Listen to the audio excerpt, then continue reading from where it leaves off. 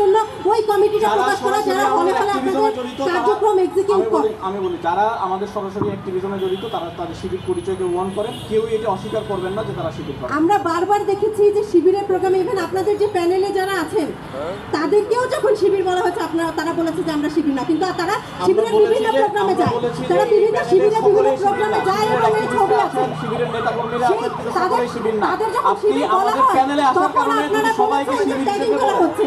না না, আপনারা আপনাদের যে প্রোগ্রামগুলোতে যারা যায়, যাদের ছবি আছে, যাদের ভিডিও আছে, যারা আপনাদের প্রোগ্রামগুলোতে গিয়েছে, তাদের যখন কোনো না কোনোভাবে কেউ কোনো রাজনৈতিক দলের মানুষ যখন তাদেরকে শিবির বলেছে তখন তারা বলেছে তাদের বিরুদ্ধে ট্যাগিং করা হচ্ছে। দেখুন আপনারা ট্যাগিং কালচারের যে বীজ এটাকে আপনারা মানে হচ্ছে এখানে লুকিয়ে রাখবেন এবং যখন কেউ বলবে তখন আপনারা বারবার বলবেন ট্যাগিং কালচার ট্যাগিং কালচার।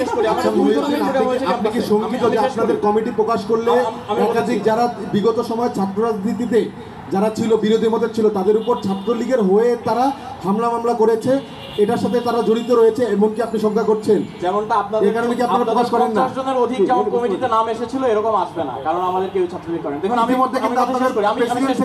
সবার নামই এসেছে। আমি বলি দুই ধরনের প্রোগ্রাম আমরা করি। একটা প্রোগ্রাম যেখানে সবাই অংশগ্রহণ করেন, যেমন আমরা সাইকেল র্যালি করেছি, সেখানে সবাই অংশগ্রহণ করেছেন, রেজিস্ট্রেশন করার মাধ্যমে অংশগ্রহণ করেছেন। এদের সবাইকে যদি আপনি শিবির বলেন তাহলে এটা জাস্টিফাইড না। কিন্তু যারা সরাসরি আমাদের অংশগ্রহণগুলোতে ভলেন্টিয়ার হিসেবে কাজ করছেন, যেমন ইনফরমেশন বুথে কারা কাজ করছেন, যারা সরাসরি আমাদের জনশক্তি, যারা হল